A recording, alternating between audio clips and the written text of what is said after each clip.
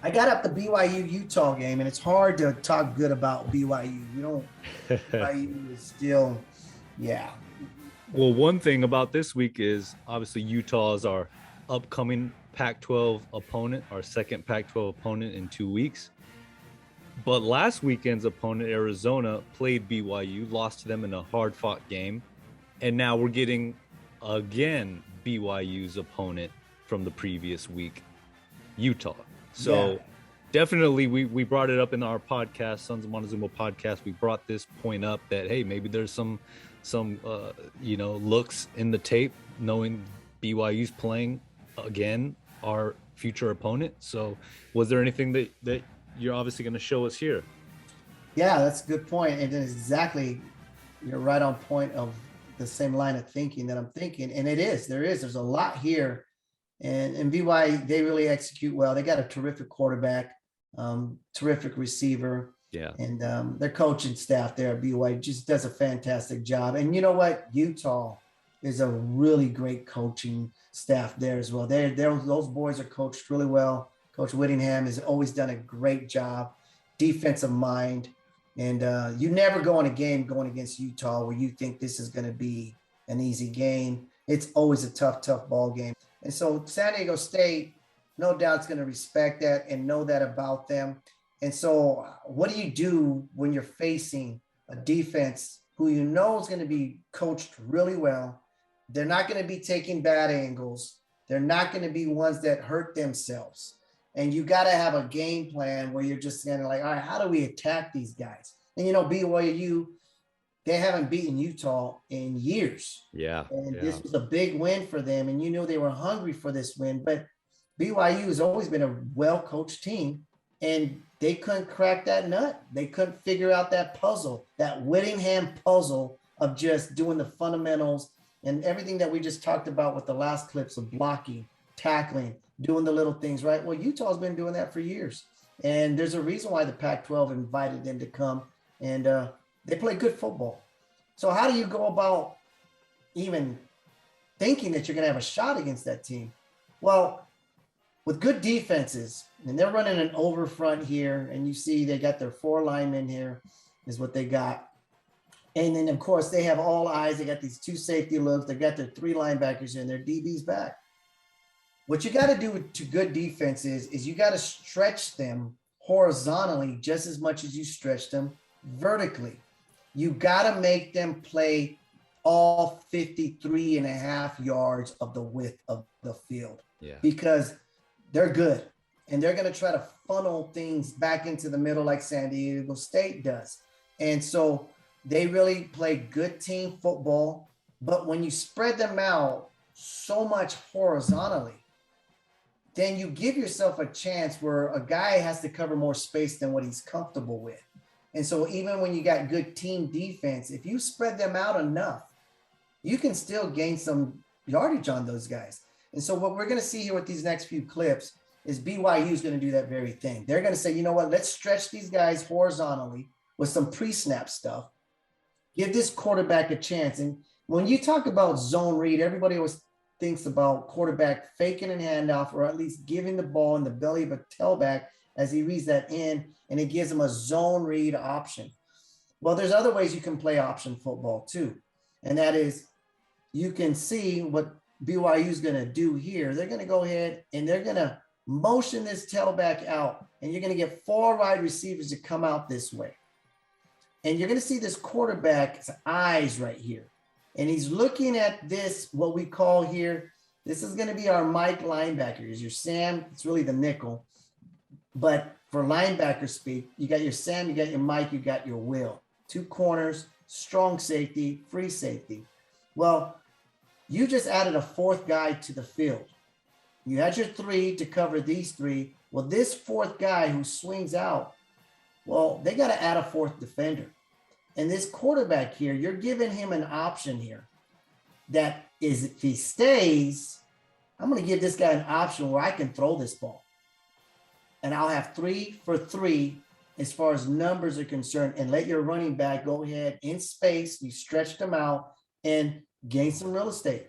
3rd and 8 might be a good safe play to run.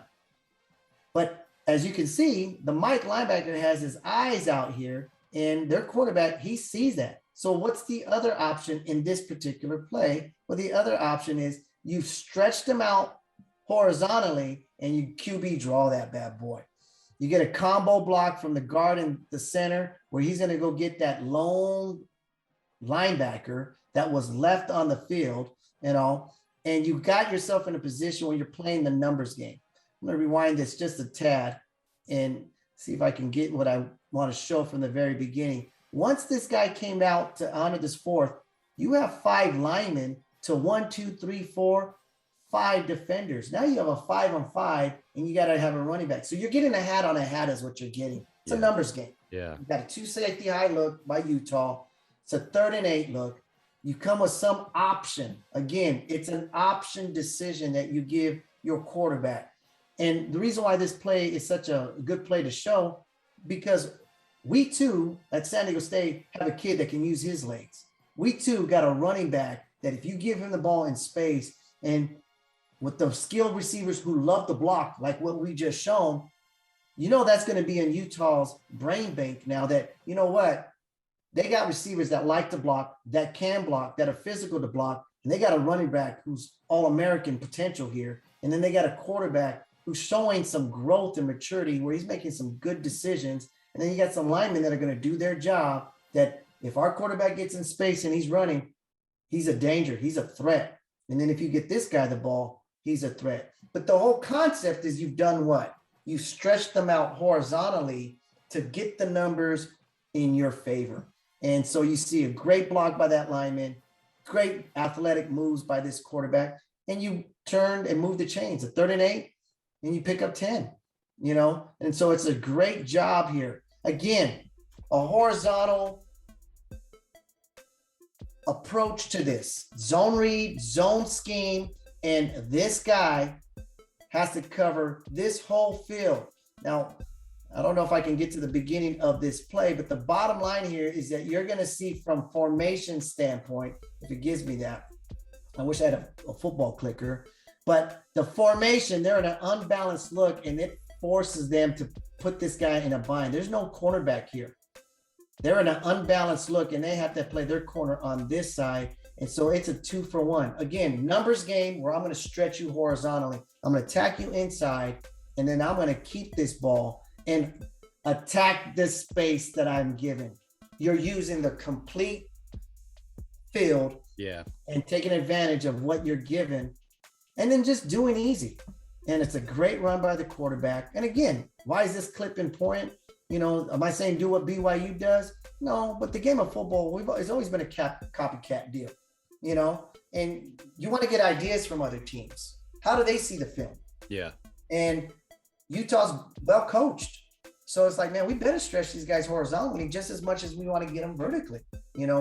That's just something that's going to be smart. Why wouldn't you do that? And so here, again, you're going to see some stretch action. And this is a great job. Again, this is a Dubs formation. It's a 11 personnel, tight ends right here. They're going to motion their Z. And watch how it affects this very good Utah defense here. All right. You're going to get this stretch action where you're going to fake that stretch. You're faking. It's a horizontal threat. And there's safety here. He has to honor that. He's sitting right here and he sees this action. He sees this fly sweep. I used to call it a flash. Flash this guy across, and Flash just told the quarterback, you're not going to give it to him, but let's sprint him across, see what kind of reaction. And what it does is it forced him to have to be the force to do his job. And it puts this guy in a great position to be one-on-one. See, here, it's like a 2-for-1. These guys dropping hard to get open in the red zone, real hard, especially deep in the red zone. Safeties are down low. So what BYU says, if we can stretch them horizontally, it might give us a chance to get a one-on-one. And it did enough just to give a little confusion to Utah, where this guy wasn't too sure what he was supposed to do. He also just kind of gets locked in, and you got a wide open wide receiver here is what you got. Now, the quarterback sees him late, because he probably was looking at primary here. Didn't expect Utah to have 5 guys cover 2. But the bottom line, because of the horizontal threat to this play, it opened up this guy. And of course, the quarterback eventually sees what's there for him, and you got yourself a nice, easy 7, which is what this Aztec team has to make sure it gets done. And again, we talked about that last week. You got to get 7s. You can't get 3s. You're playing a Pac-12 team that they're not used to making mistakes. They're being coached in a way that we don't lose to Mountain West teams. We're Pac-12. We're better than them. You got Brady Hoke looking at his receivers. These Pac-12 schools, they didn't even want you. They didn't think you were good enough for them. You better go show them. So you got that kind of mental battle going on. And that's all good and great. All of that. We're going to scheme here. We're going to do this. We're going to do that. Again, are we going to do the little things better than them? We saw in the Arizona game, we blocked better than you. We didn't make those mistakes that you made and all that. We made sure that we handled our job, and everybody got involved, and it just produced an easy win. This ain't going to be no easy win. It's going to have to be hard earned and all that other stuff. And you know what? For San Diego State, you should not want anything more than that. It'd be great to get a great fight, go toe-to-toe with this Pac-12 team and beat them in the 4th, where it wasn't too easy. And like you just mentioned too, Matt, that second half, you prove that you can play 2 halves against a very good football team. One thing's for sure, this game is going to be very interesting. I think the line right now is set. It was a little surprising. Utah, I believe, is being favored. They're minus up to 9, I think, at this point now, which I get it. They haven't lost 2 in a row out of conference games in over 10 years, I believe. But we're 6-2 against Pac-12 teams in our last eight tries.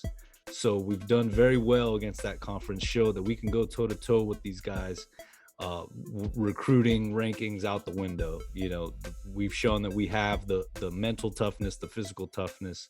So it's gonna be a war. It's gonna be a battle out there. I think San Diego State has the makeup for that. That's for sure. They definitely have the defense that has that kind of hunger. I mean, the beautiful thing about San Diego State football, when you look at the defense, and the first thing that comes to me, what jumps off the screen, is you got a bunch of hunters. I mean, these guys are predators, right? I mean, but those boys got to prove something themselves, that here's a challenge for you now. And you got to prove to yourself that you're going to do the fundamentals better than they do it, that you're going to tackle and block better than they tackle and block, and that you're going to be a team better than what they are. And because you watch yourself walk off the field after a victory against this kind of team, then you're getting yourself ready for that. And you get out of this shadow, you get out of this reputation that you play according to the level of your opponent.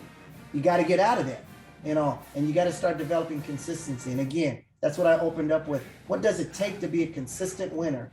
You consistently outblock them, you consistently out-tackle them, and then everything else just flows from there. And before you know it, you're shaking hands with the team as the winner again. And that's what we got to look forward to this Saturday. And there's no doubt in my mind they're going to get it done.